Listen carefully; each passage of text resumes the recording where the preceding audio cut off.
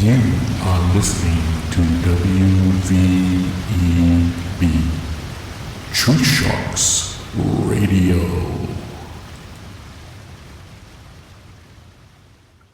Well. Hello, everyone out there in these podcasting streets, and welcome to Black by Color Only, a division of the Truthsharks Radio Network. I hope today finds you doing well. I am your host and friend, the Sand Tiger, DJ Southeast Vince, coming at you from a place called Durham, North Carolina. This show will discuss topics that affect the so-called black nation, whatever that is. And if you happen to be a fruit bat, beware, because this shark is in the water. How you folks doing today?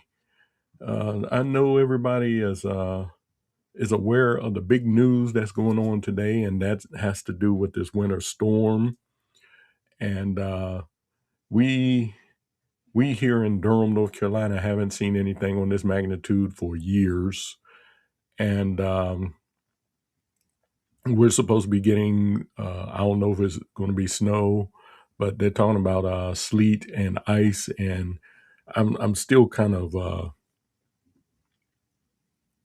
I'm kind of gun shy about the ice, because in 2002, December of 2002, just a little over 23 years ago, we had an ice storm come through here, and my power was out for a week.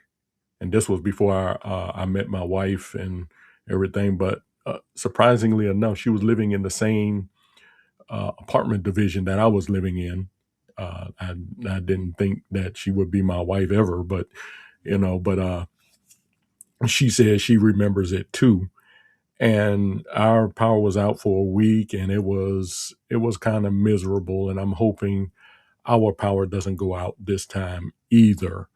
It's looking pretty bad. It is freezing out there. It is cold. I mean, this cold just goes straight to your soul. And my wife she's working at Target right now. I don't know if they'll let her go out early or whatever, but we haven't had any precipitation start yet. But it's supposed to start sometime within the next half hour or hour or so. It's supposed to last into Monday. And, I'm a little concerned because Monday, it's not a holiday, but we might be out of work for Monday at least. But anyway, just looking forward to that. And it hasn't started yet, so I'm not going to worry about it right now. But I'm here on the show, ready to get this thing started. Fruit bats are out and this shark is hungry. But anyway, you all, we've had several things happening this week. And one of the biggest news from this week was the incident that happened this past Sunday in Minneapolis when a group of knuckleheads, invaded this church during the church service. They came into the church and they just disrupted the entire church service. And they were led by a woman. I forgot her name. Let me see if I can find her name. Let's see. Nakima Levy Armstrong. And she's one of these activists in Minnesota. She helped to put together the protests against the killing of George Floyd, which, folks, if you're listening to the show and you say that George Floyd was murdered, you are a bonehead, okay? That ship has sailed, hit the iceberg, sunk, and now it lies 2.5 miles underwater, okay? You are a bonehead if you think George Floyd was murdered, okay? So, but anyway, these knuckleheads, they bust into this church, disrupt the service, and and one of the protesters among them was, you all know him as Don Lemon. He used to be a correspondent on CNN for some years before he got fired for some things he said and whatever. But I call him Don Lemonade because you know what lemonade is made of. Lemonade So you start with the lemon juice, but then you water it down and you add some sugar to it. And that's why I call him Don Lemonade, because dude is a homosexual. He has a white homosexual partner, and but folks like them, they are some of the biggest hypocrites you ever meet. It gets frustrating watching them on TV and the newscasts and whatever. They get up there and they act so self-righteous, they're so narcissistic, and they think they know everything. They think they know the Constitution, even though they're always trying to suppress the Constitution. But they get up there talking about they know the Constitution and everything, and Don Lemon is just as smug as he wants to be. But what they did on Sunday, they broke the law called the FACE Act, and the FACE Act, it was pushed by Democrats because wanted um, they wanted people to stop protesting in front of abortion clinics, and they come up with the FACE Act. And that was supposed to keep people from protesting in front of abortion clinics, but they added, you're not supposed to disrupt the church or anything. And see, this is the thing too. It seems like a lot of these laws that the Democrats want to push, it ends up biting them in the tail. Y'all remember when they were pushing for the body cams and everything? They were pushing for them body cams, but now the body cams are revealing that a lot of things that they thought would be exposed have not been exposed. They are the ones being exposed. And people out here, I hope you got your body cam on. Yeah, I got my body cam on. You think my body cam's gonna show anything different than what's happening? But now this is bitten them in the butt. And what they did, they broke the law. They came in, they disrupted the church service, came right in the middle of the church service. And I know a lot of you all are probably thinking about that man who busted in on Jamal Bryant's church last week. And you think that's the same thing, but he didn't disrupt the service. He was out in the vestibule. He didn't come right into the sanctuary and shut down the church service like these guys did. But I want you all to listen to how smug and how ignorant Don Lemon is. I want you all to hear this, because this is one of the main reasons why. This is one of the main reasons why I tend to get a little frustrated with these folks, because they are some of the biggest hypocrites. They believe that the laws are for everybody else, but not for them. So listen to this. What do you think of this? I mean, this is unacceptable. It's shameful. It's shameful to interrupt a public gathering of Christians in worship. But there were folks who will. I have to take care of my flock. Okay, but listen, we live in there's a constitution in the First Amendment to freedom of speech and freedom to assemble and protest. We're here to worship. We're here to worship Jesus, because that's the hope of these cities. That's the hope of the world, is Jesus Christ. I want to be very respectful. Please don't push me, though. We're here to worship Jesus. Yes. That's why we're here. Yes. Okay, that's why we're here. That's what we're about. Do you think Jesus would be understanding we're about and love these folks? We're about spreading the love of Jesus. But did you try to talk to them as a no Christian? one is willing to talk. Okay. I have to take care of my church and my family, so I asked that you actually would also leave this building. You don't want us to. Unless you're here to worship. Unless you're here to worship. I'm always worship. I'm a Christian. We're here to worship. We're here to worship. Okay. Thank you very much. I appreciate it. Okay, so you listen to that, and you hear Don Lemon getting up saying we have a right to protest and to assemble because the Constitution says so. One thing you have to understand about a person's rights: you can exercise those rights as long as they don't infringe on somebody else's rights. Okay. And Don Lemon, he gets up there, he says, I'm a journalist. He's not a journalist, he's an activist. He's an activist that disguises himself as a journalist. But the man is not a journalist. He's a dork. Okay. And he gets up there talking about he's a Christian. That man is not a Christian.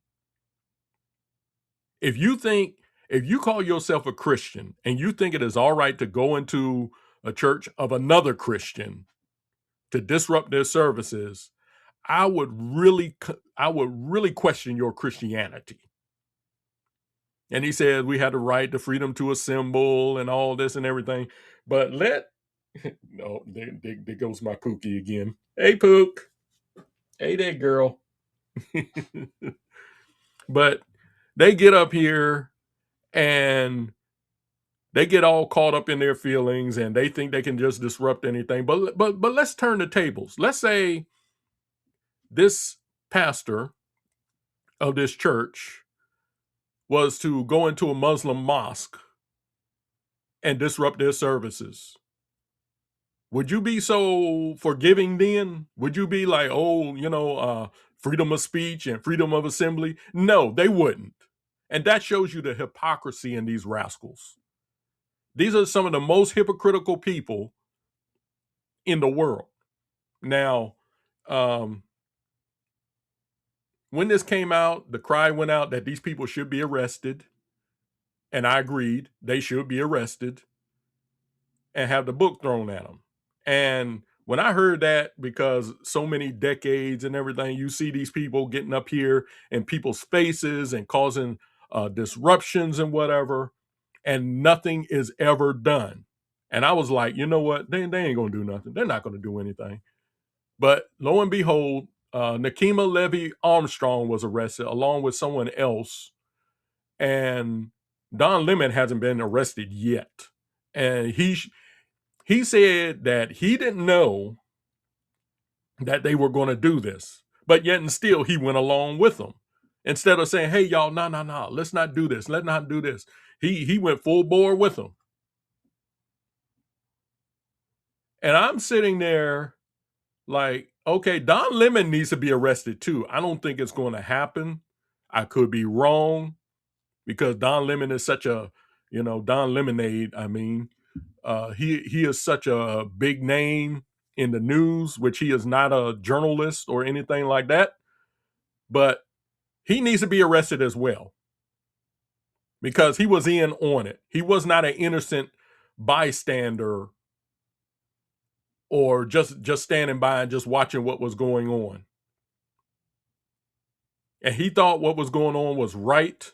He thought, the protesters were justified in going into that church and disrupting their services. I saw a picture of a child crying in his father's arms, terrorizing, because the child felt terrified. And the excuse is, oh well, that's how those children of them people being detained by ICE, that's how they feel. Now they know how they feel. No, this is a different situation. But these people are so smug and so full of themselves, it ticks me off. It really does. And so, from what I heard, Don Lemon is not out of the woods yet as far as getting arrested.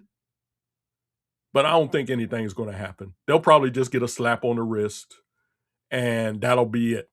But it's all right to arrest January 6th protesters because they committed an evil crime and all that and everything. But these people come in here disrupting a man's because they suspected that he was a director of ICE, and he probably was.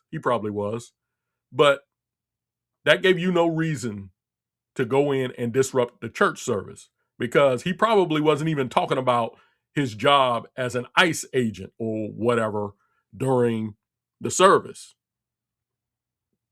And you heard the pastor saying this is unacceptable, and Don Lemon with his old smug self talking about don't push me. Dude, if I was in a church and you came in there like, yeah, I would push you, dude. And you got a problem with it, you're gonna get a soup bone to your chin. Cause this, yeah. And you can call it assault and everything all you want to. You assaulted that church by busting in on their service. And you need to go to jail. They need to treat you just like the January 6th protesters were treated. That's just how you need to be treated. But these rascals, they are. And see, here's the thing that bothers me. Here's the main thing. Here's the main thing that bothers me are the people that support these folks, the voters. This is the thing that really, really bothers me, because these folks can come up with a story. They'll say, well, this is what's going on. They're proven wrong. They don't, and when they're proven wrong, they never come around and say, hey, you all, we were wrong. They just go silent and they just go on. And when they're proven wrong to their supporters, the next time these rascals get up here and do something else, their supporters will do the same thing again. And what I mean, certain stories that they push forward have been proven wrong, and the perpetrators, they just go silent. But then the next time they'll do the same thing. Hey, Pook. Hey. They'll do the same thing, and then they'll go right back to supporting these rascals. They'll go right back to supporting and believing anything that they say, instead of saying, hey, wait a minute, they were wrong the last time. Well, maybe this time, we need to check into this and see if they're really telling the truth. But once again, they just fall in line. They just fall in line just like they have before. Even though they've been proven wrong dozens of times before, that doesn't stop them. They're still going to, they call it cognitive dissonance. When you see the truth and you still want to follow the lie, that's what cognitive dissonance basically is.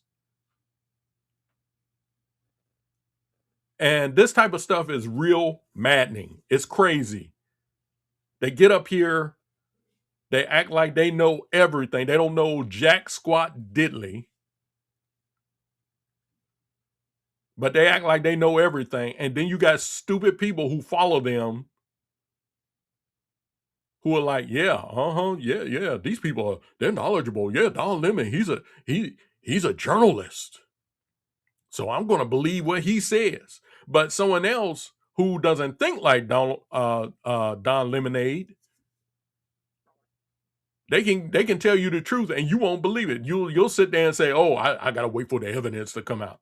Well, why didn't you wait for the evidence to come out when someone you supported started carrying a message that really wasn't true?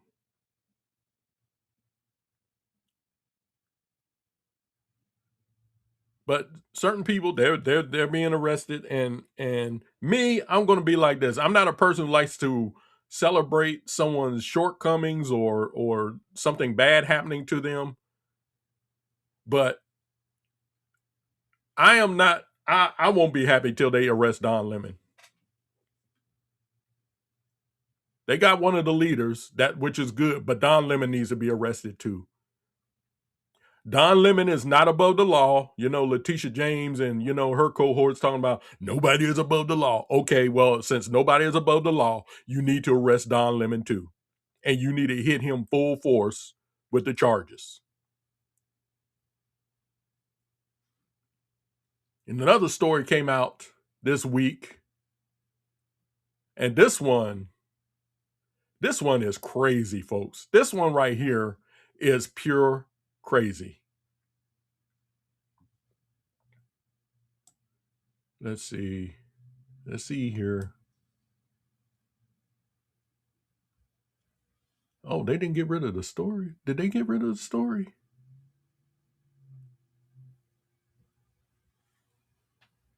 Let me pull this up.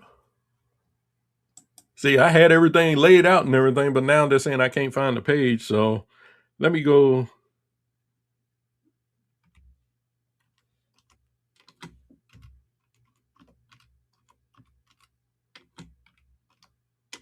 Let me type this up, because hey Pookie, hey, that's my kitty. I think she wants attention. She's been getting on us all day today, because me and my wife, we slept kind of late this morning, and she come in there, meowing and everything. And I thought something was wrong, so I came out see what was wrong with her. She just flopped on the ground, wanted to play with my feet. And I said, okay, she just wants some attention. She's my pretty little girl. Hey girl, hey there, hey. I'm doing a show right now. Did you want to say something on the show? Huh? Did you want to say something? Now she wants to play with my hand and everything. You want to say something? Huh? Want to share your thoughts about what's going on?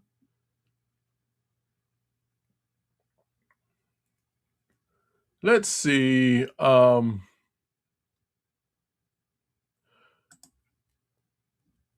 a minute. Let me go back here.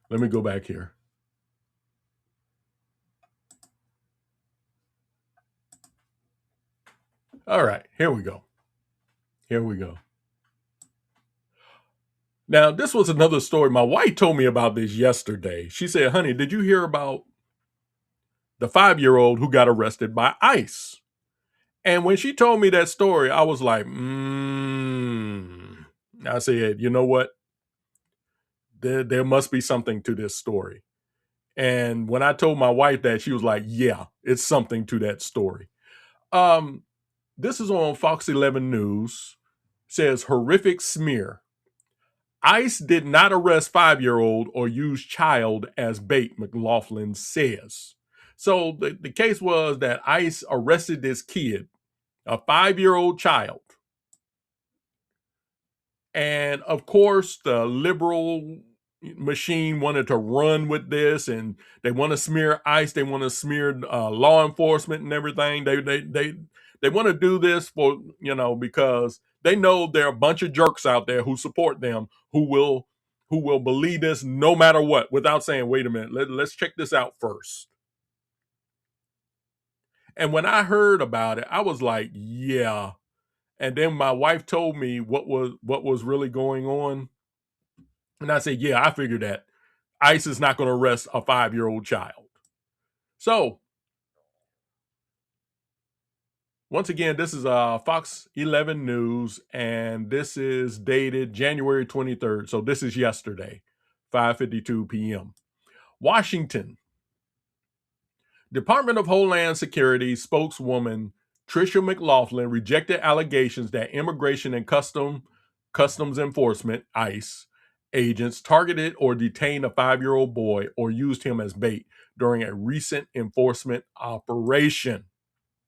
She called claims a horrific smear and said officers were focused on the child's safety and welfare throughout the encounter, which happened on Tuesday in Minnesota.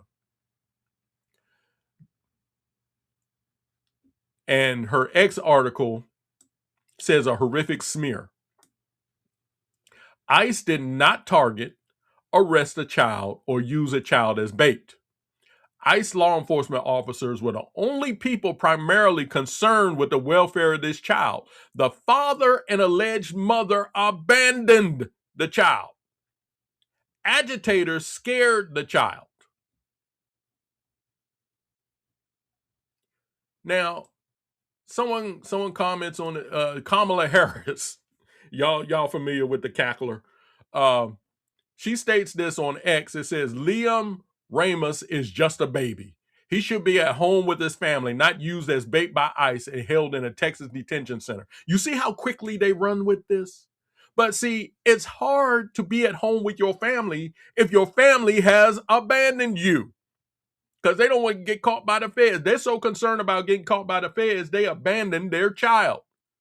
She says, I am outraged and you should be too. Yeah, I'm outraged, all right, but not for your reasons.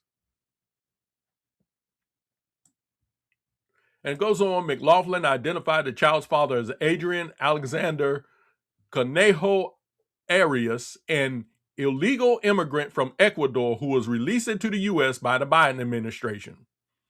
She said he ran from the scene as agents approached him, abandoning his child.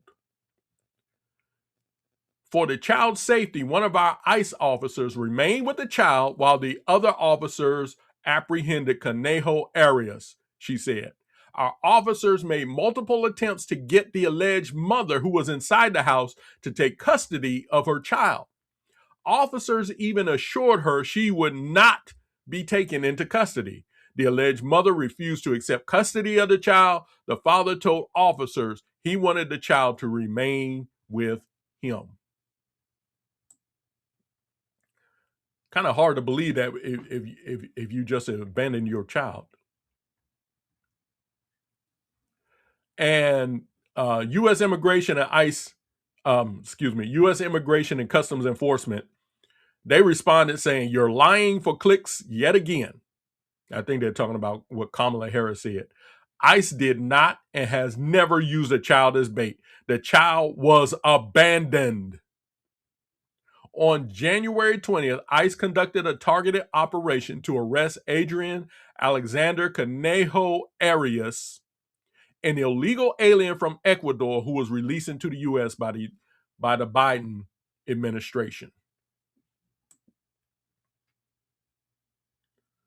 And it's someone here who says, I think his name is Ken Martin. ICE detained a 5-year-old child in Minnesota to use as bait, an innocent child. America, let this sink in. This is what the government is doing right in front of our eyes. And you know, you got knucklehead, fruit batty people who believe this garbage.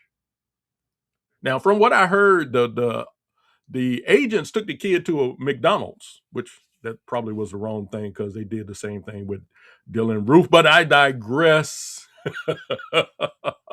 I'm not going to get into that one. McLaughlin said anti-ICE agitators gathered and started yelling and blowing horns, which frightened the child. Oh, but they care about the children.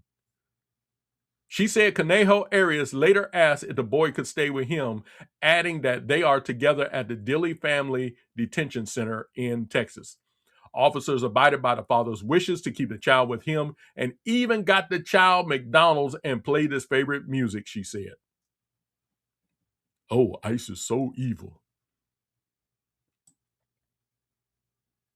Tricia McLaughlin, he ran away. He abandoned his own child. Our law enforcement officers, they went, they comforted the child, made sure that he was safe. They actually gave him McDonald's. They played his favorite music.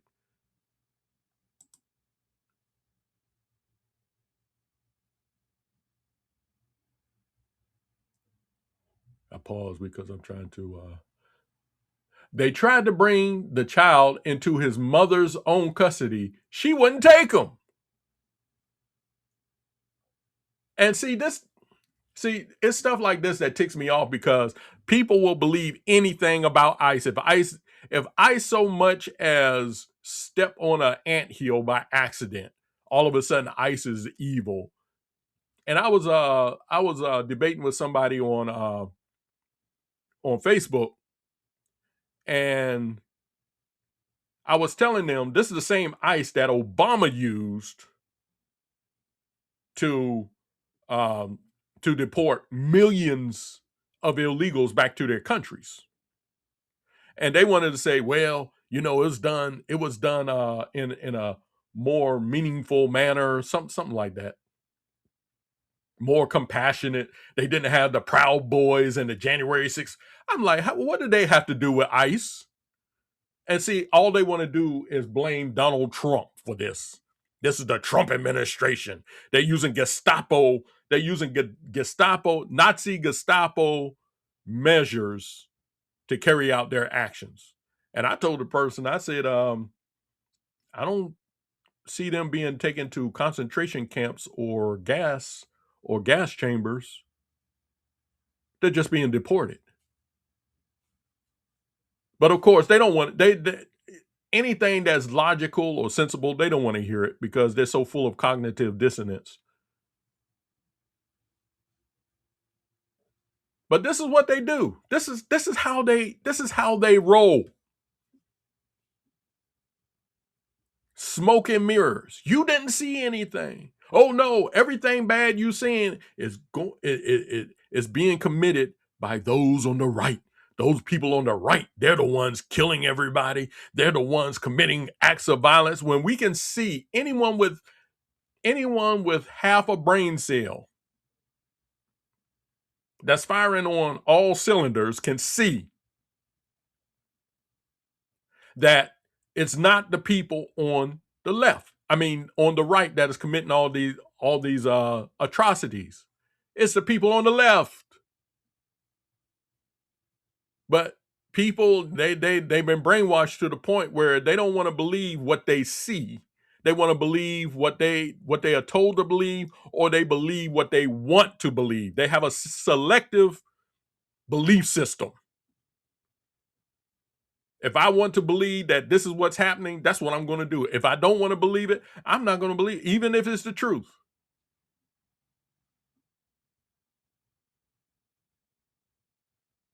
But these people, and Hillary Clinton calls people deplorables, but these are the deplorables right here. Let me go on with this article if it's any more to it. Yeah. In her post, McLaughlin also mentioned DHS's new voluntary departure incentive, which DHS Secretary Kristi Noem announced earlier this week to mark the first anniversary of the Trump administration's immigration enforcement strategy. Illegal immigrants who leave the U.S. on their own will be eligible for a $2,600 exit payment, Noem said.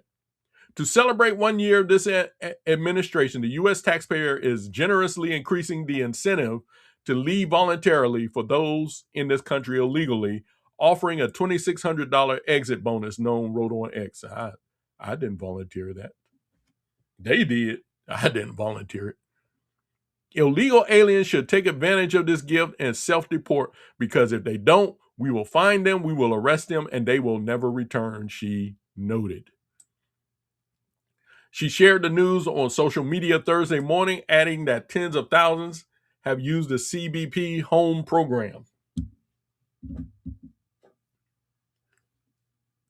Noem also said at least 2.2 million illegal immigrants have voluntarily self-deported since January 2025. But see, this is what they tell you. This is what they tell you. They'll make up these stories, and then the news media runs with it, because our news media is basically left wing. I'd say 99% of our news media is left wing, and they're going to run with this, and they want to push the talking points.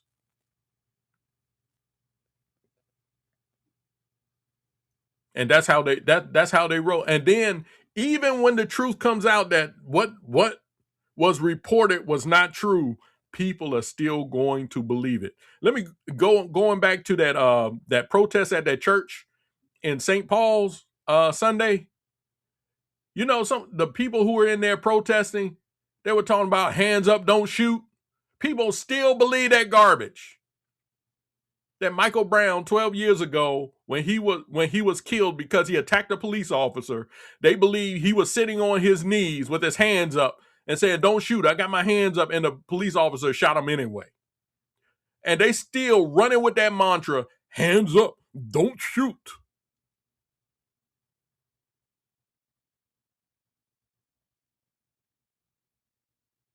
But when people point this out, you just listen to too much Fox News. I don't need to watch Fox News to get my viewpoints. I very rarely watch Fox News. Okay, Fox News got its little problems and everything, but I tell you one thing: give me Fox News and CNN. I will take Fox News before I take CNN any day of the week, because Fox News just came around. Fox News basically came around when all the others were already preaching lies and everything. ABC, CBS, CNN, all the rest of them. Fox News comes in and everyone's like, "Oh, Fox News." And if Fox News is a false news station, they learned it from the best. So you can't blame Fox News.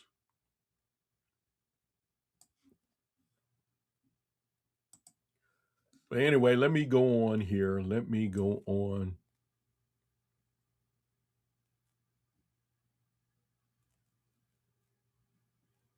Let me go on. Get my stuff together here.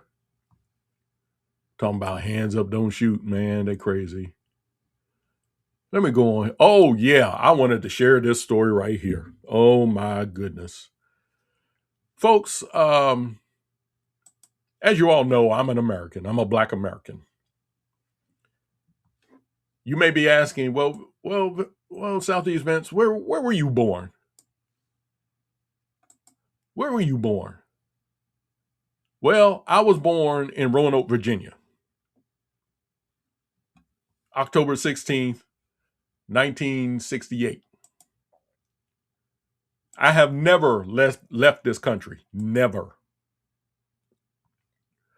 The closest I came to leaving this country, let me get this off of here. I don't. They keep putting these ad blocker pop ups here, and I just shut down my ad blocker, but they still allow ads on Fox News. Allow it, shut it down. But anyway, let me go here because they're playing the video already, and I don't want to play the video.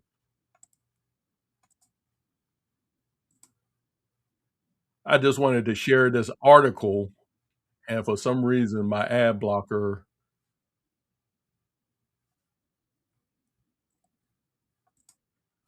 I don't know why it's playing, but anyway, let me go down here. Now this is the type of maddening thing, and this is the reason why I am very ashamed to have to be a native Virginian, because Virginia, Virginia is one of the most American states you can go to, but and because of its proximity to Washington D.C. Let me let me shut this. Okay, there we go.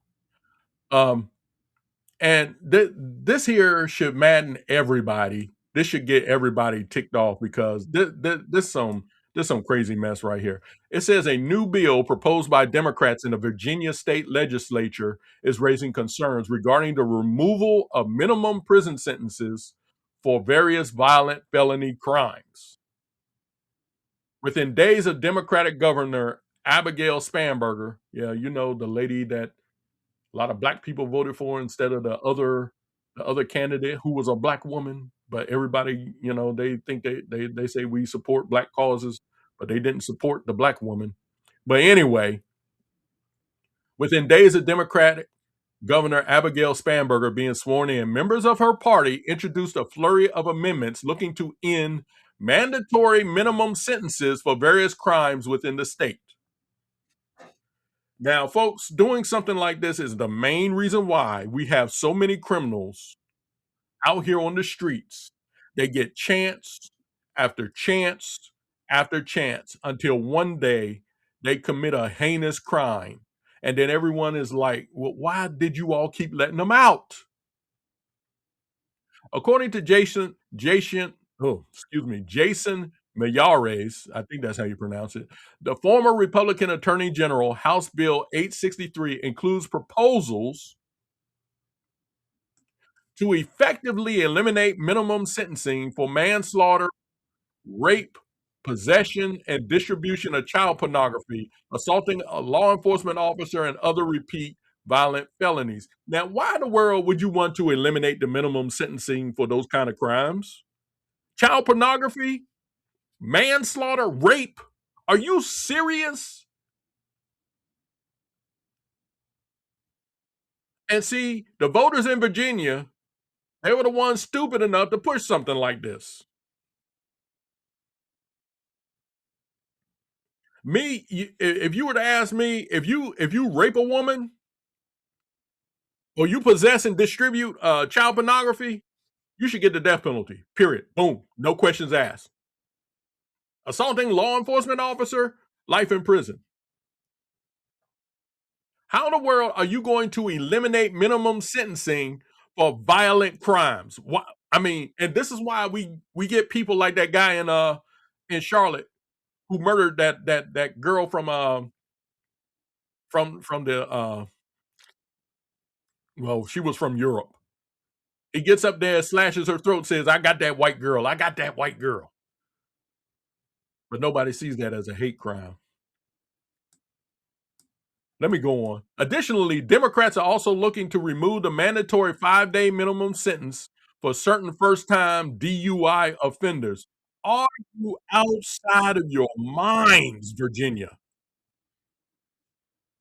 So a person goes to a bar, he drinks more than he should, gets in a car, causing an accident that kills a whole family of people, and you want to remove the mandatory 5-day minimum sentence for that person?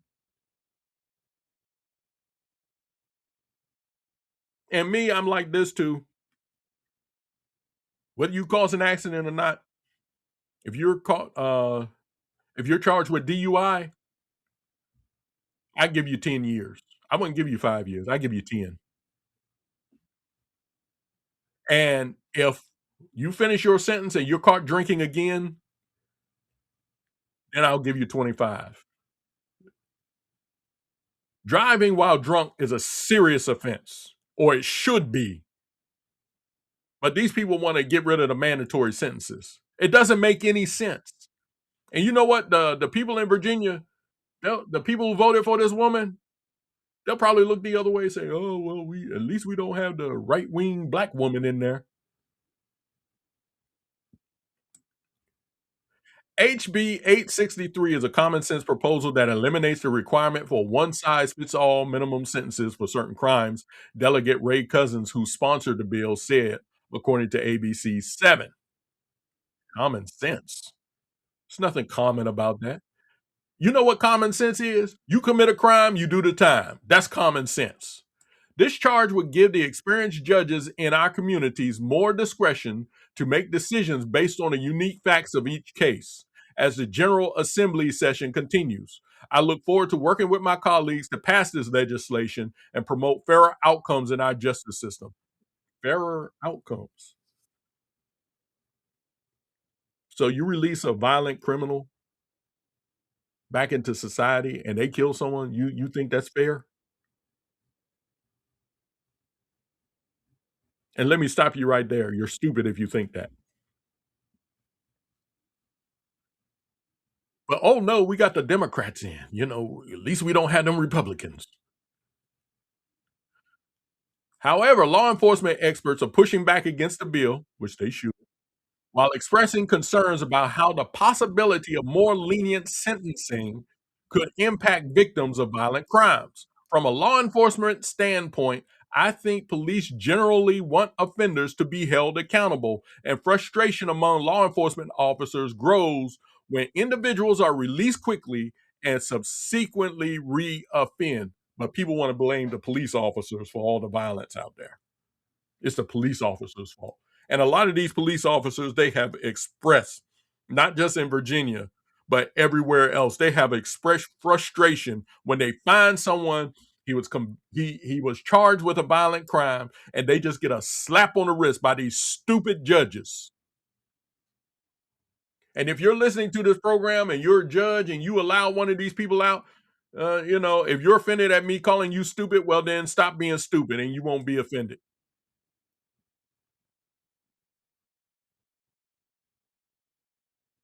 From a law enforcement standpoint, I think police generally want offenders to be held accountable, and frustration among law enforcement officers grows when individuals are released quickly and subsequently re-offend, and even more so if it involved a violent felony. Law enforcement expert Josh Ederheimer told Fox News Digital. I think that also tracks the thinking of many members of the public. I think there is more tolerance for flexibility for minor offenses, which it shouldn't be. This is crazy mess, people. This is real crazy. How in the world are you going to? And it seems, and once again, it seems like the criminals get more rights than the victims do. Oh, you're a victim of a crime. We don't care. We care more about the criminals. And I don't understand. I don't understand why that is. Ederheimer, an assistant professor at the University of Virginia Center for Public Safety and Justice and a retired law enforcement officer, went on to explain that police typically understand unique circumstances that can point to a defendant receiving a lesser sentence, but frustration still exists surrounding more serious crimes. For violent felonies, however, the biggest practical concern is that the defendant will reoffend and that the public is not alerted or aware that the defendant has returned to the community. It's an accountability concern that falls on the shoulders of justices and prosecutors. Now, I'm going to say something. You might disagree with me, and you might be right to disagree with me. But I look at it like this: if you're going to be a criminal judge, I think you should be in law enforcement at least for 5 years. That's that's my point of view. I could be wrong, and you might have a reason why I'm wrong. And if I'm wrong, just let me know. But I think if you're going to be a criminal judge, you need to be in law enforcement for 5 years, so you can see what a lot of law enforcement officers go through, and you can gain an understanding.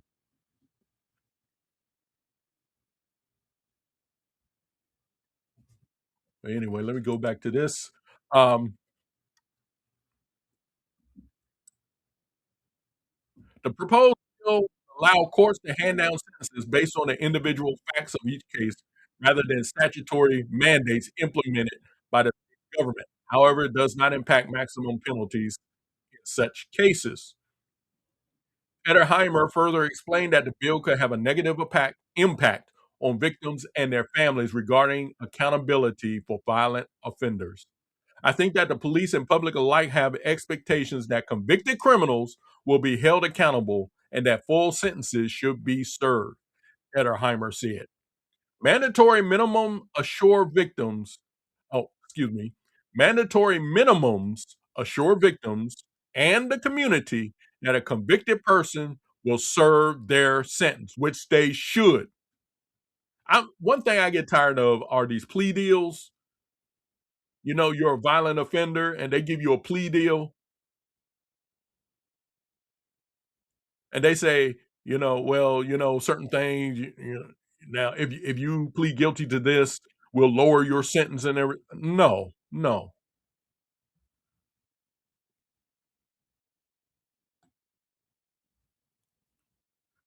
It is the circumstance when convicted felons. I don't know why I'm not reading properly today. It is the circumstance when convicted felons are released early that victims may feel a sense of betrayal or that justice was not served. That's the dilemma. And you know who they usually blame? They blame the police officers. They don't blame the judges. They blame the police officers. It's the police officers. They're the Gestapo because they chase down black people and they yank them out their cars and put guns to their heads. And if they make one wrong move, they might get a bullet to the brain, put them in cuffs, and they throw them in jail. The bill is set to be reviewed by the House and Senate Justice Committees, where it will likely be amended, which it shouldn't be amended.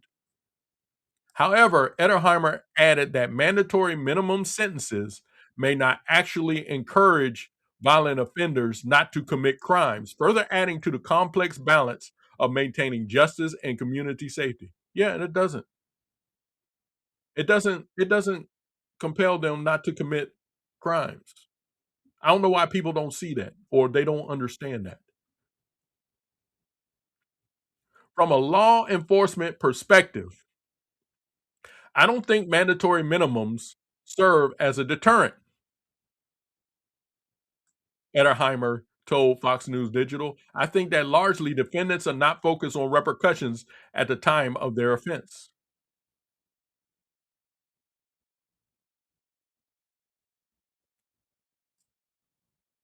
Yeah, and see, oh boy, I tell you, this is look. Let me tell you something. Like I told you about a couple of weeks ago, what is justice?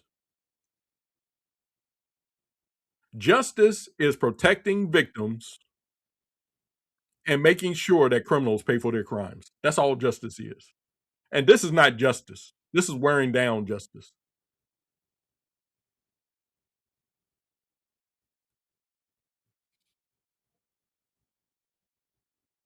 We always want to talk about just a lot of us don't even know what justice means. We don't know what it means.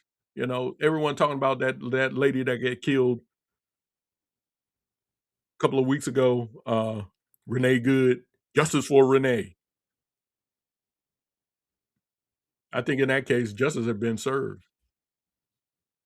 They don't know what justice is. They don't know what it is. They always talk about justice for Trayvon, justice for Michael Brown, justice for this one, justice for that one. Justice has been served in all of those incidents. Every last one of those incidents, justice has been served. But they don't care. They want their brand of justice to be served. And I showed you all. I'm going to pull it up again. I like to go to the scriptures sometimes.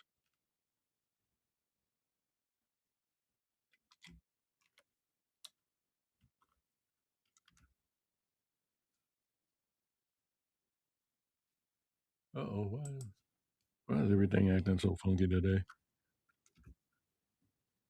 There we go.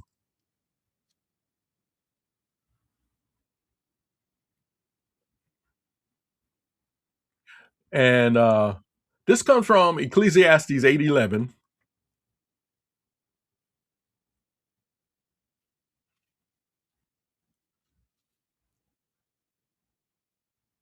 And I'm reading from the Berean Standard Bible. When the sentence for a crime is not speedily executed, the hearts of men become fully set on doing evil.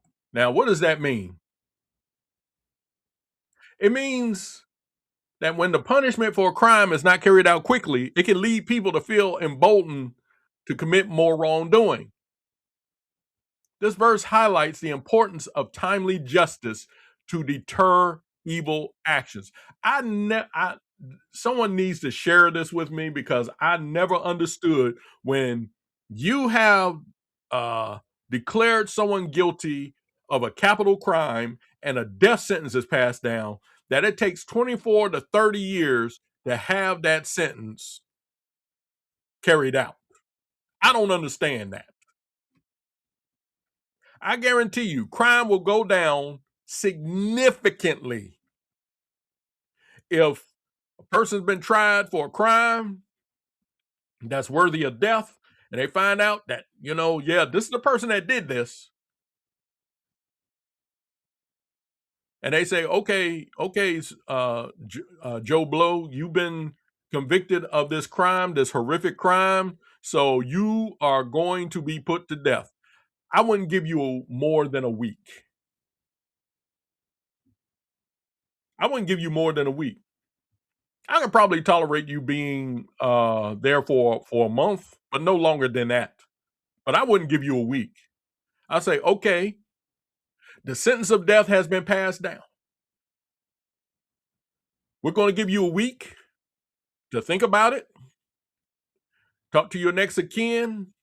Pick out your uh, pick out your final meal, because in 168 hours from right now, that's a week, you're going to swing or feel lead in your chest, or sit on old Sparky, whatever. Folks, this is, I mean, and even for the less violent crimes, like for robbery or something like that, you carried out a robbery or something. Why we keep giving these people plea deals? Why? And then you have some people say, I don't want to charge them. Nah, charge these rascals. They need to learn. And then when you let these people off, and they meet up with the wrong person defending his family or whatever, defending himself or whatever, they pull out a gun and shoot this person that's attacking them. You want to look at the person You want to look at the victim who protected themselves as the bad guy. Oh, he had a gun. What's he doing with a weapon? Because he's trying to protect those around him. That's why.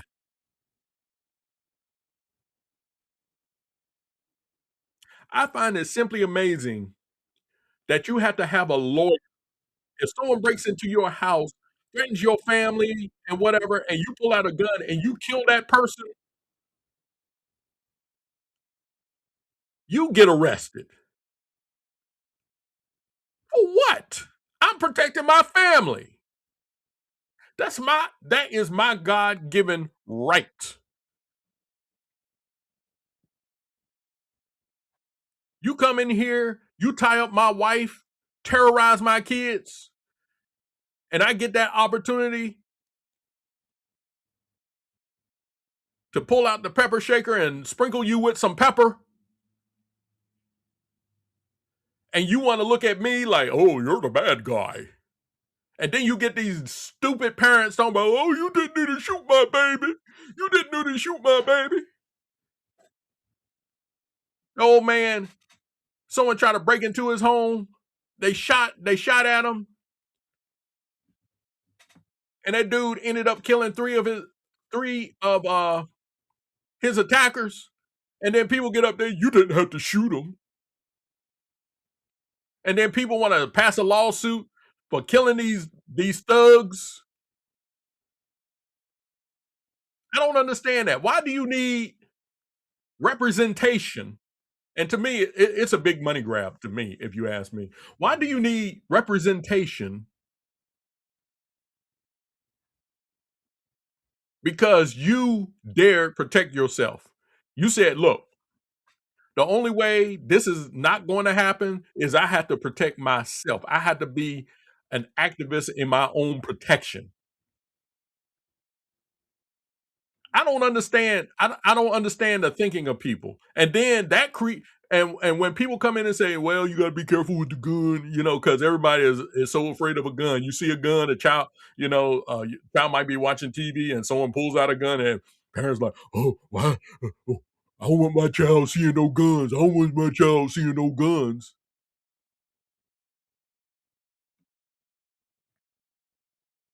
And see, now you got all these bleeding heart folks talking about we need to cut down on the gun crimes and all this and everything. And then this produces the need to get a lawyer to protect yourself from being sued or going to jail simply because you defended yourself.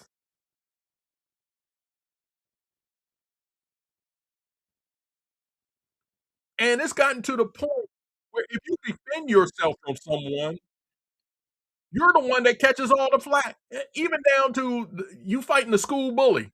Let's say there's this bully who's been messing with you and everything, and you took enough for so long, nothing happens to the bully. But then one day you get it in your mind, look, this dude gets in my face, I'm gonna make him swallow some teeth. Dude comes in your face, you fight back, and then they want to suspend you.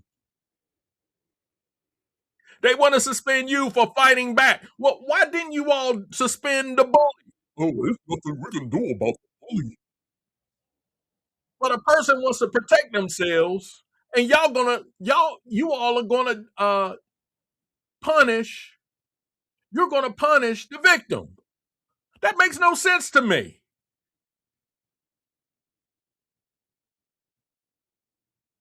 And I know this one comedian. He told his son, said, if anyone start, he told his son, don't you start anything, but if someone starts something with you, you finish it. So one day his son his son was getting bullied, and his son put a soup bone to the bully's chin, and they suspended the son. They came in, they said he said, why are you suspending my child? He said, well, we don't allow fighting in here. You don't allow fighting. And he talked to his son. He said, son, did you hit him first? He said, nah, he hit me first. And I finished it, Daddy. I did what you told me to do. He said, "Don't you worry about it." He said, "Yeah, you suspended. Oh, come on, I'm going to take you to Six Flags."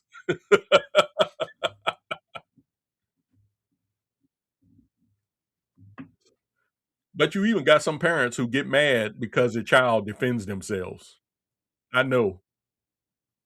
You defend yourself. Sometimes the parents get mad at their child. What you doing fighting? Well, you told me to defend myself. I ain't mean for you to fight. Well, what do you think was going to happen? Bully hits me, and then I hit him back. The bully said, "Oh, wait a minute. I didn't think you would hit me back. I guess I'll leave you alone." What do you think's going to happen?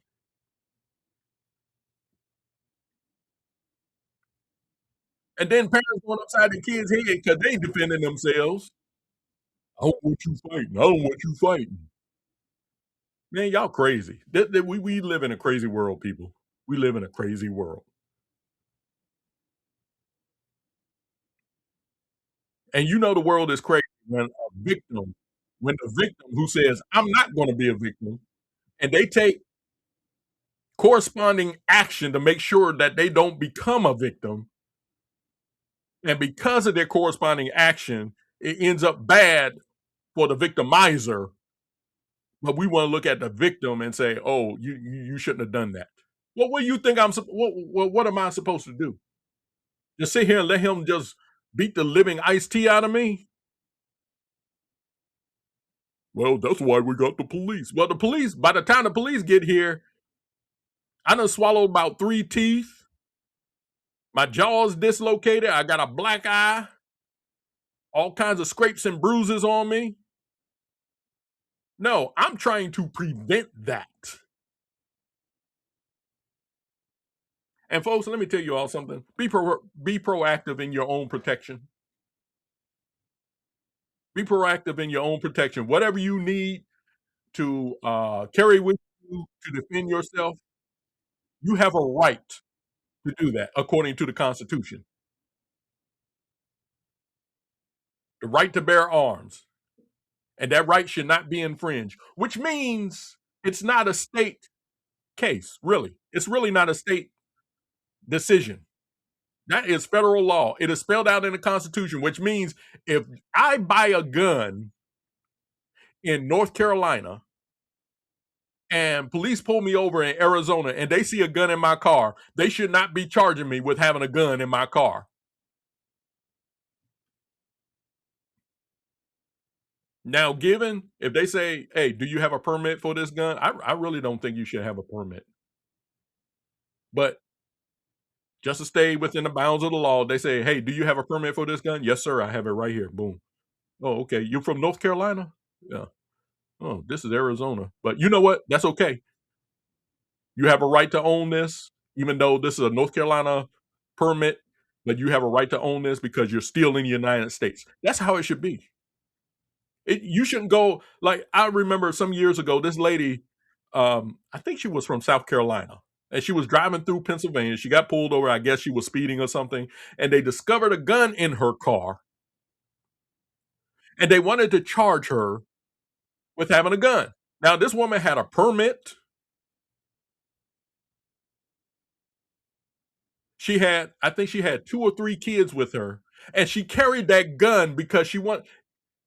This is a woman, a single mother with kids in the car, and they wanted to charge her with a crime for having a gun in her car. She had a permit and everything, but because she was going through Pennsylvania and they do things different there, they wanted to charge her. And I'm like, you got to be kidding me. The right to own a gun is a federal law.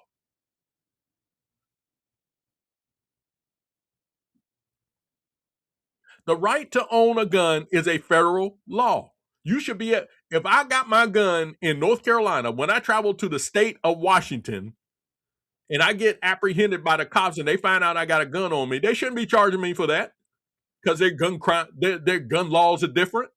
It shouldn't be different. And people say, "Well, that's the law. That's the law." It's a stupid law. The Constitution says whatever is not listed in the Constitution, that's what they leave to the states. But the right to bear arms is pretty clear. It says it shall not be infringed.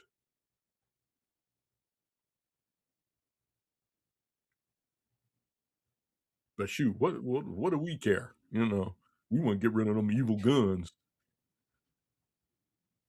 And the only reason why they want to get rid of guns, the only reason why the powers that be want to get rid of guns is because they want to be able to take control over the citizens without the citizens fighting back. That's the only reason why.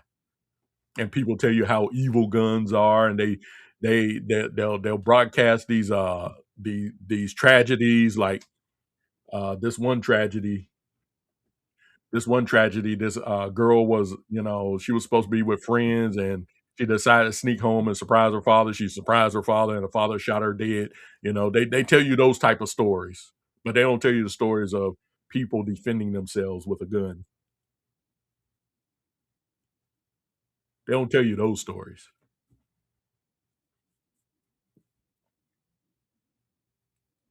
They think guns are evil, as if the gun has a mind of its own. The only thing you need to be concerned about with a gun is that finger on the trigger. That's the only thing you need to be concerned about.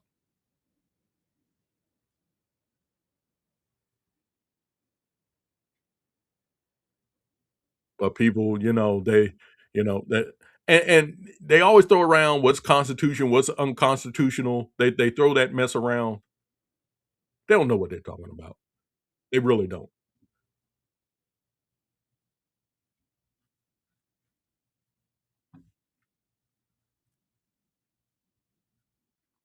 They really don't know what they're talking about. They think they do. They think they're so caught up on the Constitution and what the Constitution says. And now, if something is unconstitutional, you should point that out. Don't just say, "Oh, this is unconstitutional," or "If this is constitutional, you should point that out."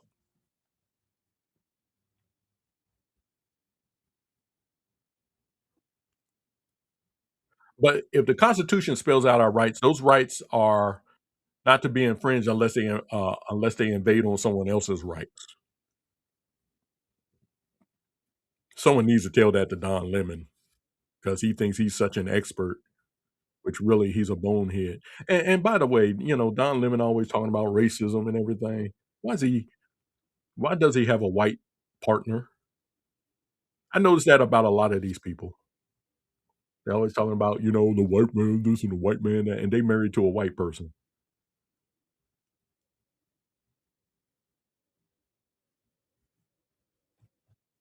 And that white person, I figure that they have AWGS, acquired white guilt syndrome. That's their problem. They're probably uh, they're probably married to these white folks who feel guilty because black folks are being oppressed in this country. Hey, I've been oppressed, but guess what? It was black people that mostly oppressed me when I was growing up. Family, so-called friends, classmates. Those are people that used to oppress me. And a few white people in the mix, but they were not the majority.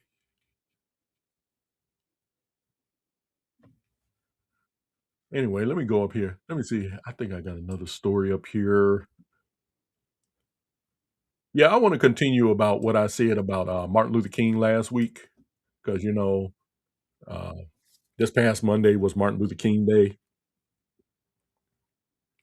and people got out there and they were talking about "I have a dream" and all that type of stuff.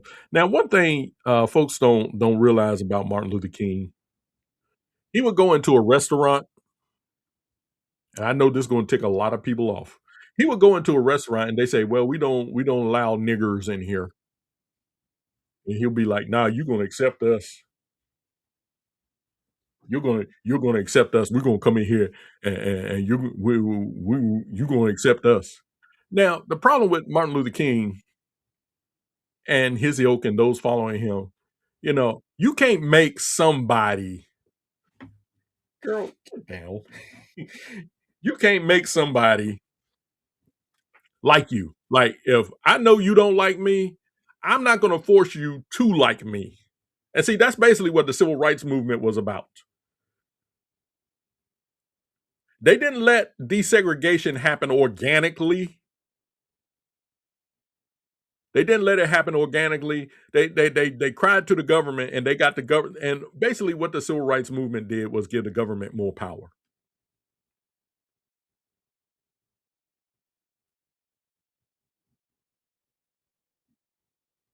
That's all the civil rights movement did, and it helped to expand Marxism in this country. Look, if you don't like me, if I go to your restaurant, and you say, "Hey, we don't allow niggers up in this establishment," then I'd be like, "Okay, all right, well, I'll just find a restaurant that will accept me."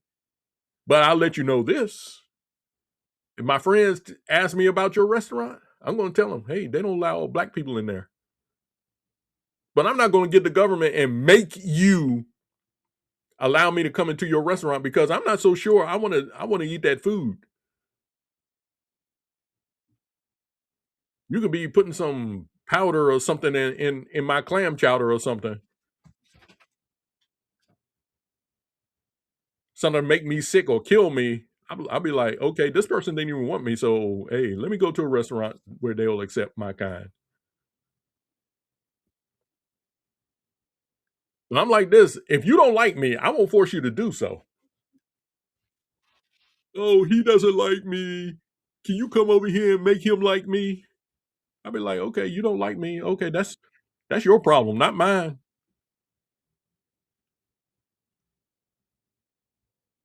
And see, this is what I'm talking about. See, a lot of people don't see this. They talking about Martin Luther King Jr. as a hero. He is no hero in my book. He's no hero in my book. If I have to make you like me, force you to like me, then that means you liking me is phony. I don't want no phony people around me because those are the worst people to be around. Those are the most treacherous people to be around. They'll smile in your face and then they'll probably stab you in the back.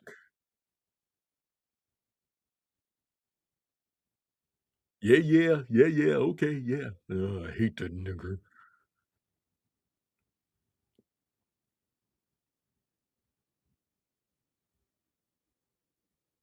But of course, in a little more than a week, we'll be in the beginning of Black History Month, and we'll hear about all the so-called Black heroes and people who gave us a chance. Look at this little girl. Go ahead with your little white feet. But you'll hear about all these Black heroes, and they'll be like, "Yeah, we got to celebrate Black history. This is our heritage." And it's not my heritage. It's not my heritage. We have taken Black history and we try to remove it from the rest of history and say this is ours. No, it's a part of all history. That's what Black history is. It's a part of all history. And see, one thing I understand about history, it's the stain you can't wash out of the fabric of time. You cannot wash the stain of history out of the fabric of time, which means history has already happened. There's no way you can go back. Even though we like to watch these fantasy movies about people going back in time and changing things that happened in the past, you will not be able to go back in time to change the past. The past is a past. It's time to move forward. And this is the reason why a lot of Black people can't get ahead in this country because they still want to hold on to the past. They want to get in their proverbial DeLoreans, time traveling DeLoreans, and go back to a time where Black folks were being oppressed. They want to go back to the civil rights era. They want to go back to the era of slavery. They want to keep bringing up Oklahoma City, 1921, Black Wall Street. Oh, they came in here and Black Wall Street wasn't just a bunch of white people got jealous of black people and said, "Hey, we got to do something about these niggers. They got everything over here. Let's burn them down." That wasn't what happened. But what they don't tell you is within 2 or 3 years, Black Wall Street had been built up, and it stayed that way until the 1960s. They won't tell you that. They'll sit there and they'll tell you, "Oh, they wiped out a bunch of black people." Well, you weren't there. You weren't there then, were you? It didn't affect you. Where I live now in Durham, North Carolina, they had a place called Black Wall Street. I think a lot of cities had a Black Wall Street. But here in Durham, North Carolina, they had a Black Wall Street. Integration came in, forced integration, and all those black owned businesses, the theaters, the banks, and everything, they all got mowed down. Because black people were like, no, we want the white man to accept us. We want to be able to sit with the people who don't like us. Instead of letting desegregation happen organically, which I believe it would have, we wanted to get the government in on it. And the government said, okay, well, that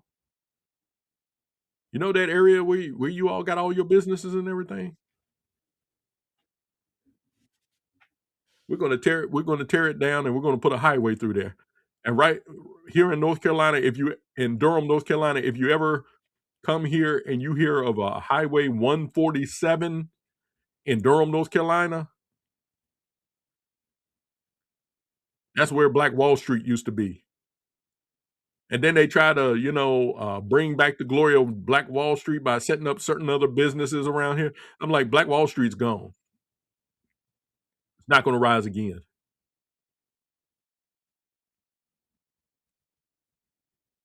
because you got black people who think that you have to go to the government to get your handouts instead of making do with what you have.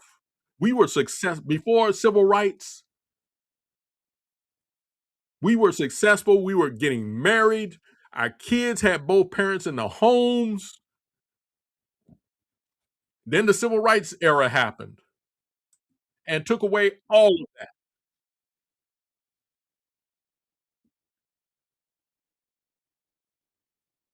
But we think the government is our savior. And every election cycle, we always out there, oh, you better go vote, better go vote, better go vote. And y'all go and vote for them very people. You vote for the very same people that tore your communities down. But you don't see it. You vote for the very same people who want to see you wiped off the face of the earth. What am I talking about? Abortion. You want to vote for those same people.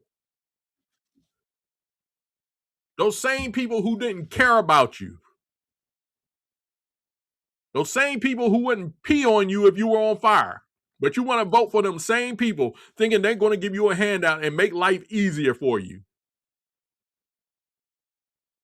And then when you see someone like me who doesn't want the government help in anything, basically, you want to get mad at folks like me and call us coons and sellouts.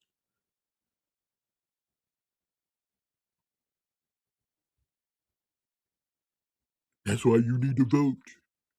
You need to vote. You need to vote. I get so sick and tired, especially when the year of presidential election is up. I get so sick and tired of them dumb cards in my doggone mailbox. Look, I don't care if you're Republican or Democrat. Don't put them cards in my mailbox. Don't put those cards in my. I already know who I'm going to vote for. I don't need to make a plan to vote. I know who I'm going to vote for. And I don't need you reminding me every second of the day, every time it's election time. I don't need you telling me I need to vote. You better vote. That's how you have your voice. Your vote is your voice. No, it isn't. My voice is my voice. You want to know how I feel about something? Come and ask me. Come talk to me face to face, and you'll see what I'm talking about. Me voting for a certain candidate, that's not telling you anything. You might think it is, but it's not telling you anything. And if I choose to vote, that's my choice. If I choose not to vote, that's my choice. There's no law saying every time an election comes up, you better vote. Now there are certain responsibilities going to voting and everything. I understand that. But if I choose not to vote because I don't like either candidate, don't sit there and tell me that if you didn't vote, you can't complain about what the condition the country is in. Why not?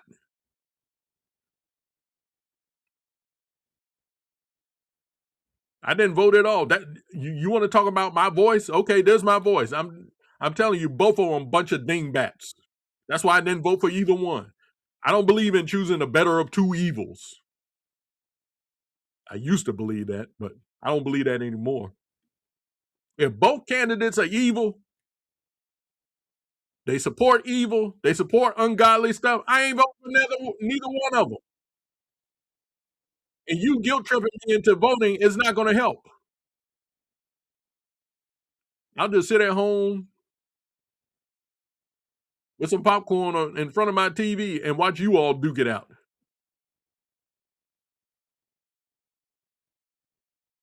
Now, you want to talk about someone's voice? You want to talk about someone's voice? Come and ask me why I didn't vote. Now, I'll tell you. And I dare you to tell me I can't complain about the condition of this country if I didn't vote. Some of the stupidest stuff I've ever heard in my life. There are a couple of presidential elections I didn't vote in. Really, be honest with you, I didn't start voting until 1996. I ain't know a thing about the voting process or anything. And people were like, oh, you got to vote. You got to vote. Now, I will tell you this. When I registered for my voting card, I listed myself as an independent. I didn't say, Republican, even though a lot of things that the Republicans do, I support. I definitely wasn't going Democrat, but I didn't like either side. And then when I saw there was checkbox next to independent, I said, "Oh, there I am, right there."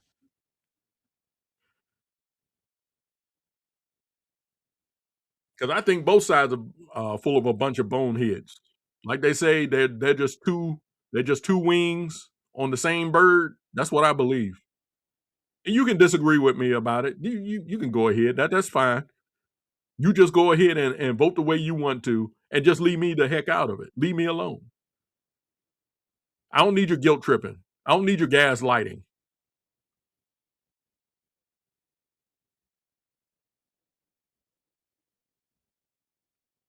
You got to understand.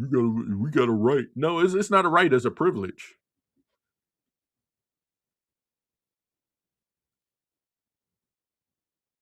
It's a privilege. And I know a lot of people, they got their ways and they want to think a certain way. But I'm telling you, I look, like I tell people, like I said ad nauseum when I was on Blog Talk Radio, I'm gonna do it again here on Podbean or whatever podcast. I am a free thinking black man. I don't care what you think. If I choose whatever choice I make, if I make that choice, that is my choice, not yours. You can't tell me to make a choice and I don't feel good about that choice.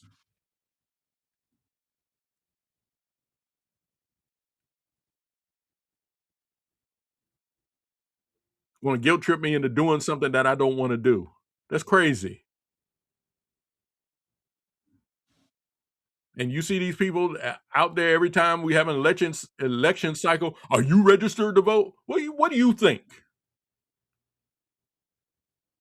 I'm in my 50s. What do you think? I don't need you telling me if I need to vote or anything. But I know people that they'll disagree with me, and that's fine. That's fine. That is fine.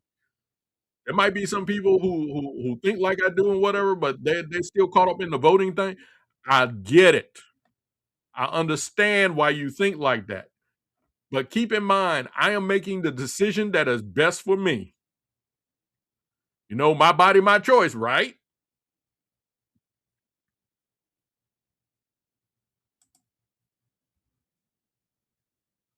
But I don't like people telling me, I don't like people telling me to do something when I don't feel good about doing it. Because a lot of times when I've done that, I look back and I say, dog, I made a big mistake. All I did was let this person influence my choice. And I don't like that. I don't like that. I don't know how I got off on this voting thing or whatever, but you know, I just don't like people telling me what I should do and what I shouldn't do if I know what's best for me. Let me pull up this other, let me do this. And for those of you all who might be in the way of the storms and everything that are coming through, uh, from what I can see now, we've got snow falling right now here in Durham. For those of you all who are in the way of these storms, I pray for your safety and don't do anything foolish out there. Don't drive like a like you're a maniac or something on the roads because it's going to be pretty bad for some people. But anyway, let me pull this YouTube video up. Let me do this.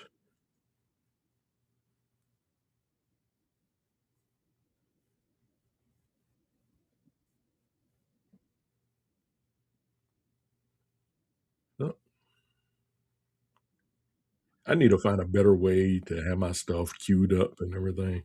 I'm still an amateur when it comes to, and I've been doing this for good gracious, 17 years now, and I still haven't gotten accustomed to how to do videos on YouTube. All I know is to just download a video talking to the into the camera and everything. But I see people they do all these introductions and everything, which is fine. But I just I don't know how to do all that. I'm trying to learn, but let me pull this up. This is a video. I might try to play it in its entirety. I might cut in sometimes, but it says Matt Walsh goes nuclear on Don Lemon.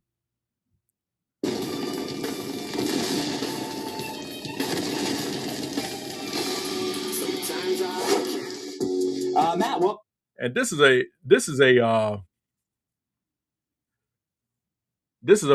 video by Benny Johnson.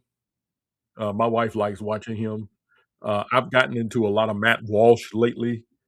I like Matt Walsh's straightforward commentary. I like his sense of humor a lot of times. And what I like about it is he can utter something that's funny without you know breaking a sweat. He keeps a same serious face, and he'll say something funny and just keep that straight face. It says Matt Walsh goes nuclear on Don Lemon, calls for max punishment, and I agree with him. But let me play this. back to the program. How you doing, man? Good, Benny. Thanks for having me. Hey, I'm sure that you were celebrating these arrests. Did they surprise you? I know that you've been posting quite a bit about it. Are you happy that the DOJ is taking these actions? Seems pretty aggressive, honestly. I like it. I'm thrilled. I mean, this is obvious. Everything you just said there is exactly correct. It's exactly what we needed. There's been for conservatives, we are, and I'm I'm the same. I qualify this way also that we're so used to the people in power who claim to be conservative or claim to be Republican not actually doing anything, talking a big game, and then not doing anything, or writing a sternly worded letter or saying, "Yeah, we'll investigate, we'll look into it," and nothing happens. And so we're very used to that happening. And so you can't really blame us for sort of assuming, well, yeah, same thing's going to happen again.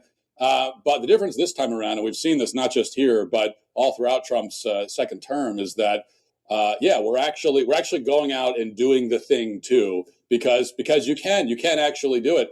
And I think the point that you raise is very good. That these people, these leftists, they turn on each other right away, throwing everybody under the bus, even though it's, of course, it's incredibly clear that he's.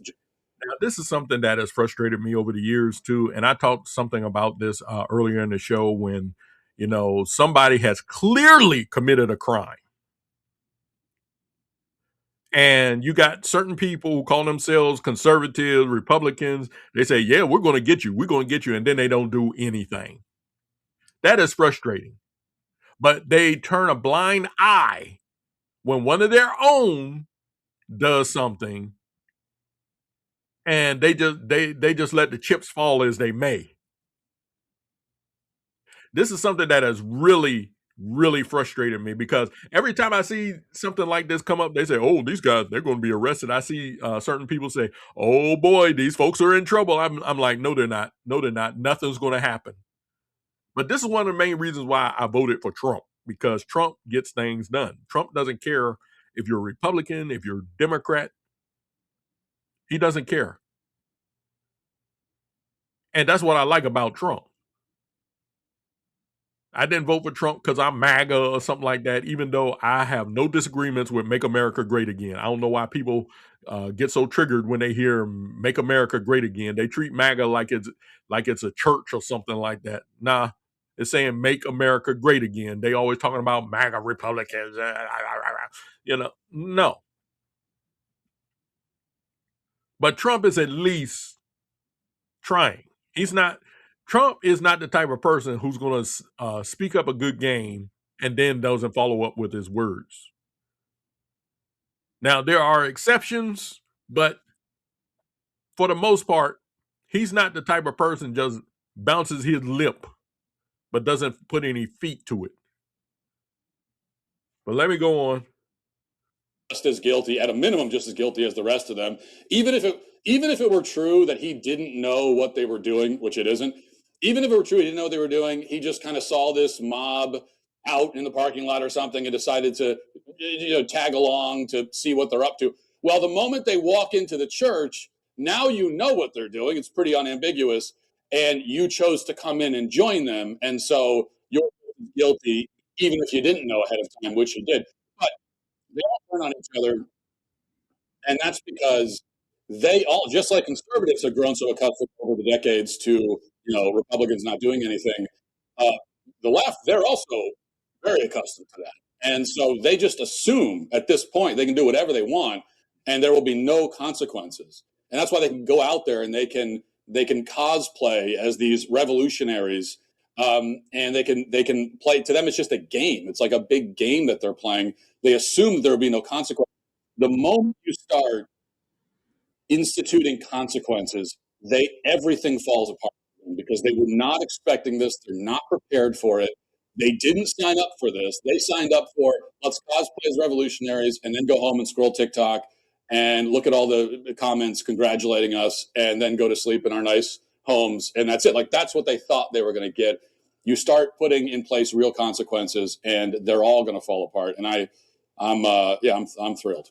Rat eat rat. And see, this is the thing that really bothers me. The Republicans, they'll sit there and say they're going to do this, but one of their own gets caught up in something, and they're like, "Well, he shouldn't have done that." But then they don't carry that same energy to someone across the aisle when they do something wrong, and they'll sit there, they'll talk a big game, just like Matt Walsh was saying. They'll talk a big game, but then when it comes time to putting feet to that talk, they don't do anything. They're more willing to throw one of their own under the bus just to keep the peace, so to speak. And they think this is gaining them a lot of favor with those across the aisle, and those across the aisle, they're like, okay, yeah, but you're still a Republican. You're still a a Trump supporter. You're still a conservative. You're still MAGA. You can give into anything that we say, but you're still this, you're still that. They don't care. Just like this lady Renee Good that I talked about earlier, you know, people are coming up saying, say her name, Renee Good. Now you got black people who don't like that. They're sitting there saying, hey, we don't want you all saying that. That was supposed to be for black people who need injustice, not for white people.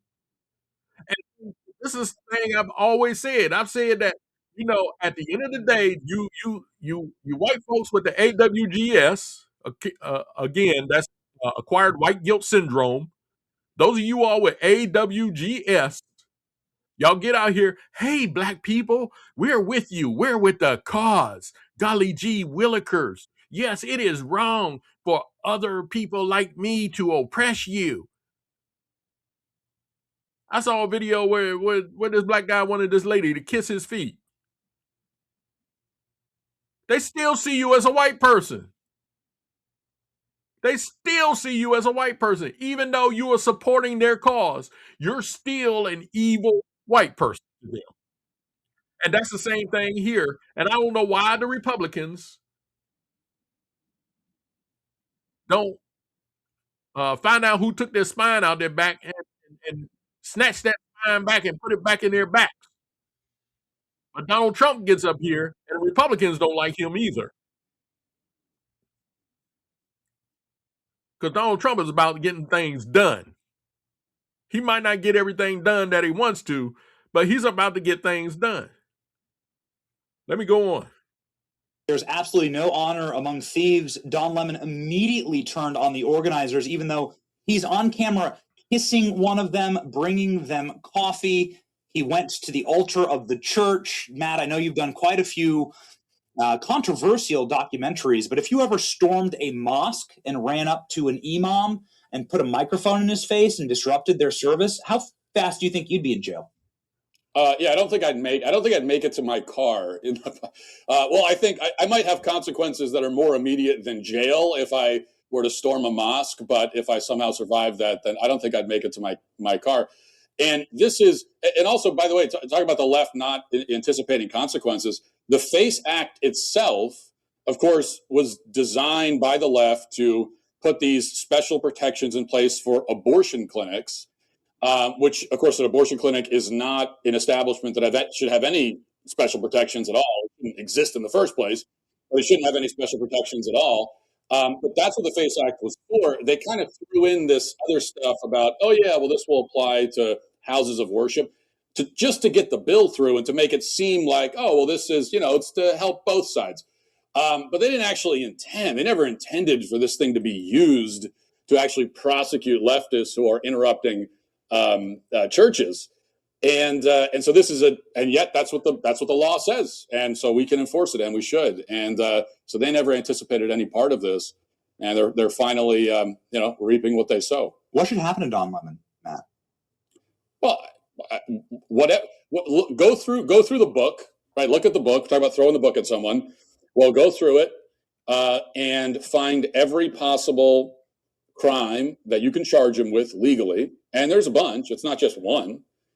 Find every crime you can charge him with every single one down to the letter, and then give him the maximum possible sentence for every single one. In other words, do to him exactly what the left does to us. Do to him exactly what the left did with the January 6ers.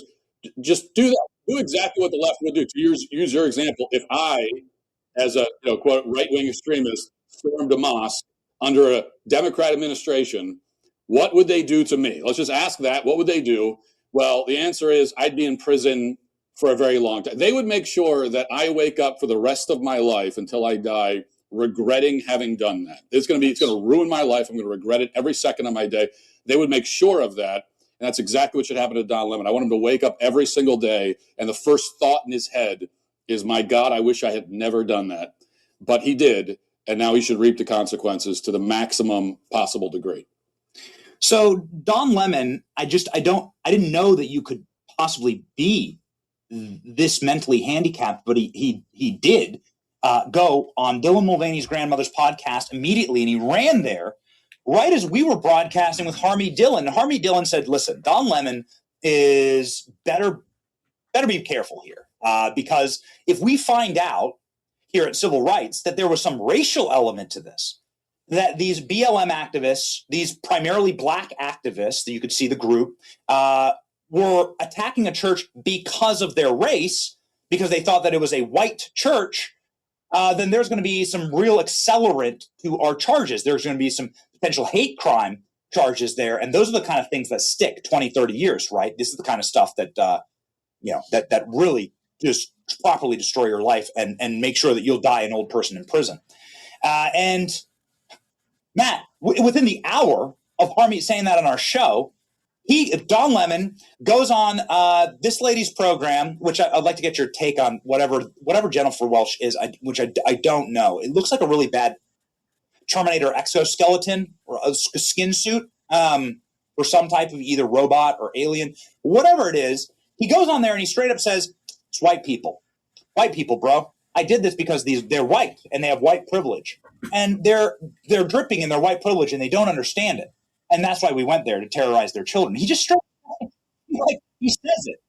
So again, to the metaphor of like you doing this to a mosque, if you were stupid enough to go out and say, "Yeah, I'm doing this because they're brown or because I don't like Middle Eastern people," and you just go on the podcast and say, "Dude, you'd be cooked. You'd be done for, bro. You'd never see your children again. You'd be finished." What again? Like I just lucky for. I mean, it's a gift from God to have stupid enemies. Yeah, and well, in terms of Jennifer Welch, whatever her name is, I've said that to me, she looks a bit like, and I don't mean this as an insult. It's just true. I think she looks a bit like Willem Dafoe's trans older brother, or like maybe if the Joker escaped Arkham and then became trans and started a podcast, it's a little bit what she looks like. But again, it's just a description. I mean, as an insult. In terms of Don Lemon, it is pretty amazing that he, just goes right. Like maybe it's some kind of argument he could try to make that, well, I didn't intend this. I didn't know what was happening. This was not racially motivated. I was like, he could have tried that, but instead he just goes out in public like, yeah, it's about white people. I hate white people. And so the consequences are very clear. But keep in mind, I mean, these are people, again, you go back to 2020. I mean, they were storming police stations in the middle of cities and burning them to the ground with no concern about any consequences at all. This is what they're used to. I mean, they're coming from a world where, hey, we can like burn entire city blocks to the ground and throw cement blocks at cops, and most of us won't go to jail. That's what they're thinking. And so in that context, like, well, we could burn a police station to the ground and not have any consequences. So, like, of course we could just storm a church. I mean, that's nothing compared to that. But I think they're so that, the effing around part is done. We're in the finding out phase finally, and I couldn't be happier about it. I did want to touch on one. And see, this is the thing too. We let these people get away with this type of activity. We let them go out there, they do their thing and whatever, and then we look the other way. This is a problem I have with the Republicans. This is why I don't want to be a Republican. Let me, it's a lot of things that I agree with them over the Democrats, but they're spineless. You need to meet these folks with the same energy. You need to point out certain instances where the Democrats were guilty of the same thing. You say, hey, y'all, you all over here getting on us for what we did. Now you're doing the same thing. What are you going to do about that? But see, this is why we have such a disparity between the sides. This is why I don't like politics, because it creates a disparity between the sides where you say, okay, well, one of our own has done this, we'll overlook it. We'll just overlook that. But no matter what the other side does, if they do the right thing, if they tell the truth or whatever, we don't care what they do. We're still against them. But the Republicans, they're really going against their own cause because they won't meet with the same energy. And even when they get into power, things still don't happen. They get up here, they say, we're going to do this, we're going to do that, we're going to do this. That's why when, what's his name, Mitt Romney, people were saying back in 2012, people were saying Mitt Romney, oh, he's going to get rid of Obamacare and everything. I said, no, he isn't. I said, he ain't going to. And that's why I didn't vote for Mitt Romney. Because it was going to be business as usual, even if he did get elected. Mitt Romney wasn't going to do jack squat diddly. And people on the radio, people like Sean Hannity, they were like, yeah, he's going to get rid of Obamacare. No. I said, he ain't going to do anything. And that's one of the main reasons why I didn't vote for Trump that first time he ran in 2016. But what changed my mind on Trump, I was like, oh, wait a minute. He's actually trying to do something. That's why my attitude changed on Donald Trump.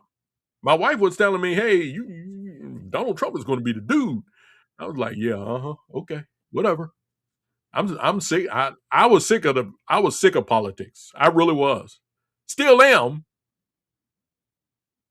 But when I saw Donald Trump was at least trying, attempting to do something, I was like, oh, dog, wait a minute. This Trump guy, I hadn't seen anyone who had at least tried to make their promises since Ronald Reagan. And back when Ronald Reagan was running, I was young and dumb. I couldn't tell you the difference between a Democrat or a Republican back then. I couldn't tell you the difference between the two. And basically, I grew up in a liberal household, and we were told that the Republicans don't like black people, and the Democrats love black people. So I was sitting there just listening to them. I couldn't tell you I really couldn't tell you the difference between a Democrat and Republican. And it took me years to really determine who was who and who did what and everything. But even then, I still registered as an independent because I'm sick and tired of these folks getting up here. They talk a big game. They sit there. They say, "Oh, this is what we're going to do," and then they get in the seat to do something, and they don't do jack squat diddly. But these are the same people. Every time the election cycle comes around, they want to tell you, "Oh, you better vote. You better vote." What you gonna do if I vote for you? Oh well, I will stand up for civil rights. I don't need you to stand up for civil rights. What are you going to do?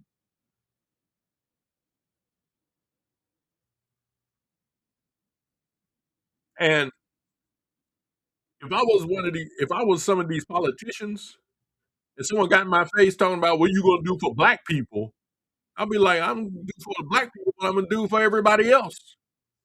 Y'all ain't special. I tell you what are you gonna do for yourselves? What are you gonna do to clean up your communities? Because you've been complaining about your communities and cops over policing in your communities. You've been making those complaints for decades and nothing has changed. What are you going to do? Stop depending on me to do. I'm going to do what I need to do for everybody. I'm not going to do something for a certain group of people, and then I come to the black folks and I say, "Oh, well, I got to treat them different. I got to treat them, I'm black, so I got to treat them." No, I'm not going to treat you any different. When are you all going to rise up and teach your kids to respect authority? When are you all going to rise up and go into your communities and say, "Hey, no more drugs"? When are you all going to rise up and say, "Hey, you know what? Maybe I need to listen to the people on the other side because these liberals been telling me all these years that they're going to do something, but let me hear what the people on the other side have to say." And don't sit there and talk about, well, how come Republicans don't come? How come they don't come into our neighborhoods? I'll tell you why they don't come to your neighborhoods because they know they're not welcome there. You don't want them there. You come there, you heckle them, you make you make fun about them, but your buddies, the Democrats, the liberals, they come into a neighborhood and they got your ear. Oh yeah, yeah. So I was watching YouTube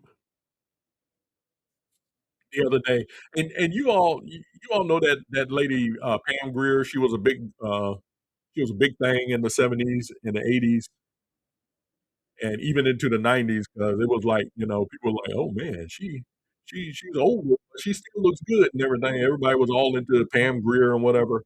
Pam Grier, she gets on The View, she wants to join the cackling hens on The View, and she gets up there and she said her mother, they were walking through a neighborhood, and her mother, they were in, Columbus Columbus is the capital city of Ohio, and, said, now, given Pam Grier was born in 1949. I didn't know she was 3 years younger than my mom. My mom was born in 1946. But Pam Grier was born in 1949. And she said one day she was going through the neighborhood and, her mother told her to look away because there was a person hanging in the tree. The last lynching that happened in Ohio or Columbus, Ohio, was in 1911. And the person they lynched in 1911, that person survived. So the last fatal lynching occurred in 1890. And if I'm correct, if I say anything wrong, please correct me on this. But I think there were only 20 lynchings in the entire history of Ohio. Now, Pam Grier was born in 1949. The last lynching in Ohio happened in 1911.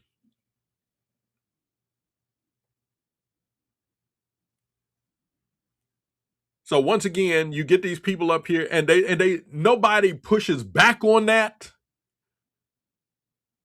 because oh, we're liberals here. Yeah, oh wow. You saw people hanging from trees. Now my mom my mom, I got a mom, aunt, and whatever that grew up, in the South. My mom was born in Bristol, Tennessee. Her her siblings, they were all born in on the Virginia side of Bristol. Bristol is right there on the Virginia Tennessee border, and my mom was the only one born on the Tennessee side. Not one time did they share to me a story about seeing people hanging from a tree. And people, keep this in mind. It wasn't only black people that were being lynched; there were white folks being lynched as well. But she sits there. She talks about, and see, I can see the attitude of these people, them harpies on the View.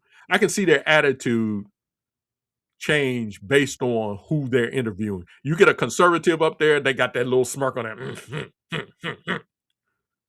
But someone like a Pam Grier or Michelle Obama come on there, they're like, "Oh wow, okay, so what do you think about this?" And oh, really? They won't do that with a person who's a conservative because they already got them figured out. And people in the audience, they're like barking seals. Oh.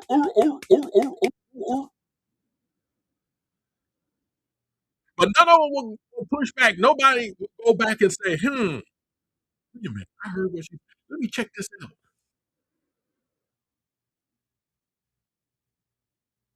because people like the host of The View, Pam Grier, and all the rest of them, they want to feel like they're perpetual victims all the time. They always want to feel like they're perpetual victims because they believe that's how they get a lot of sympathy from other folks. As long as I play victim, as long as I do a good job of it. Now, keep in mind, Pam Grier was an actress. She's an actress. So she's going to go up there and act. Something Whoopi Goldberg should have been, She should know that herself because she's an actress too.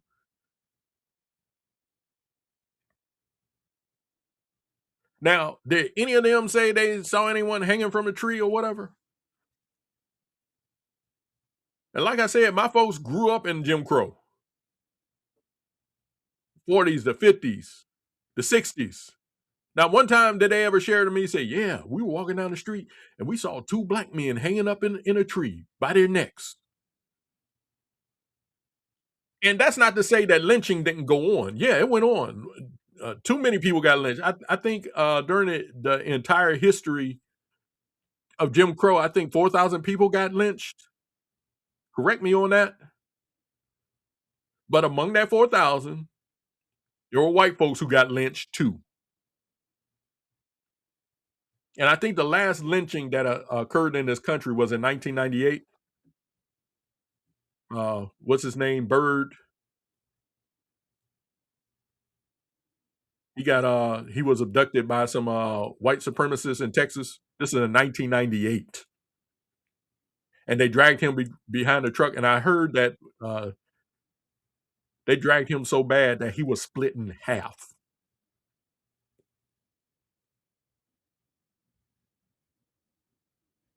But I think that was the last lynching that happened, and even then, that was a rarity. That was a rarity. And folks, let me tell you all something.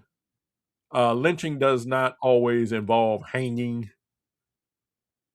All you need is a lawless crowd of people come up on somebody and they execute their brand of justice on that person.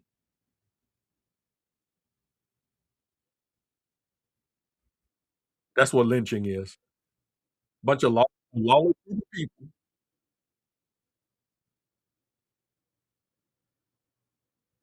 who want to play back.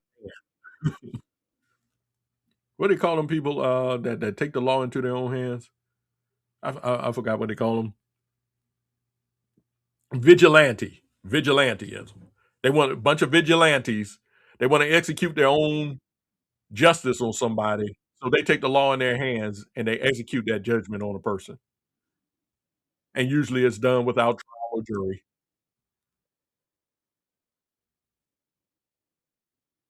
But folks, um, coming down to the end of my program, once again, I want to give out my concerns for those of you all in the way of this storm. From what I've seen, we're supposed to be in the middle of this storm. We're supposed to get ice and whatever, and I'm hoping that my electricity doesn't go out. I'm hoping I'm able to go to work on Monday, but if not, if I'm here, I hope my electricity is still working. Because we've had an ice storm come through here back in 2002. I think I said this at the beginning of the show. Came here in 2002, and our power was out for a week. And I hope that's not the same thing here because it's supposed to be really cold. It's cold out there right now. It's below 20 degrees outside right now, and it is cold. I went outside today, kind of in the middle of the day. The sun hadn't gone down or whatever, but it was cloudy, and I stepped outside, and man, it was so cold. Even the slightest breeze just felt even colder. But those of you all in the way of this storm, I hope you all stay safe, stay warm out there. Next week, God willing, I should have me another show. If not, well, I'll let you know. Just I got to get my contact information and everything up to speed, and because I'm still trying to learn the ropes of Podbean, trying to get some things squared away and whatever. But anyway, you all stay safe out there, stay healthy, and don't just listen to anything and just take my word for whatever you hear on this show. Check it out, go research or whatever. We got Google and whatever. Just check out what I'm talking about because I really want you to get something out of what I'm saying. But don't take my word for it, okay? But anyway, you all stay safe out there. Take care of yourselves. Stay healthy. This is Vincent E. Brown. I'm signing off. And until the next time, I'll see you on the rebound. You are listening to WVEB Truthsharks Radio.